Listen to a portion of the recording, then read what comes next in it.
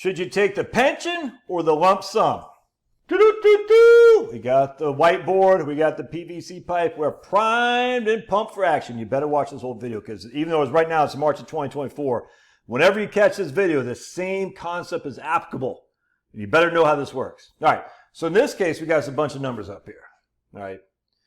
So remember what a pension is. It's a defined benefit plan, defined benefit. We're saying on the front end, we know exactly what your benefit is going to be. So in this case, we're saying your benefit will be $500 a month. We're going to pay you for Josh, for $500 a month for as long as you live, plus maybe a survivor benefit. Our life expectancy for you would be 30 years. So we assume that in this case, you're going to live for 30 years based on your age, how cool you are and whatnot. So we, the pension company, the annuity company, the insurance company, are going to say we have to make scheduled payments of $500 a month. We have to assume you're going to live for 30 years, which would give us 360 payments we have to pay. So the annuity company, the insurance company, the pension company, whatever, has to say, how much do we need right now to create this $500 a month? Because that's what a defined benefit is. We're defining the benefit. All right, so how much do we need right now for this to be actuarially covered? Now, defined contributions of 401k, TSP, 403b, 457, there is no defined benefit. The 450, the IRA says we don't know what your benefit is going to be. We just know how much we're putting in. You know, we're going to put 3% of your salary or something like that. Defined contribution. Again, this is on the side of the employer or the insurance company in this case. All right, so we define these benefits here. We got 360 payments, your expected life expectancy. We think by payment 361, you'll be dead. All right. And we're going to pay $500 a month. How much do we need to have in there on the front end in which to provide for that? Well, it's also based on interest rates. So if interest rates are 5%, all right, we only need to have $93,000 in there to cover 30 years of $500 a month. If interest rates are 5%. If interest rates were 2%, we need to have $135,000 in there to cover that same amount. That's the net present value. All right, so for you, you're like, I'm going to take a rollover. You're going to see that your pension amount went down significantly because the interest rates went up. If interest rates go back down amount, your pension, your rollover amount went up significantly because it's based on interest rates. There is a inverse relationship between interest rates and how much of a lump sum you're going to get. All right, so we're going to simply say, the interest rates go up. That's interest. Your lump sum goes down. Lump sum. So now we have to say, well, how much, if I'm getting $500 a month, that's $6,000 a year, $6,000, how much is my payout percentage?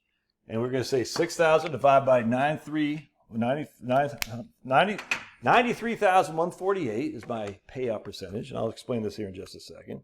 So 6,000 divided by 93148. That's a payout percentage of 6.4%. 6.4%. You'll see that right there. This is going to be a payout percentage of 6,000.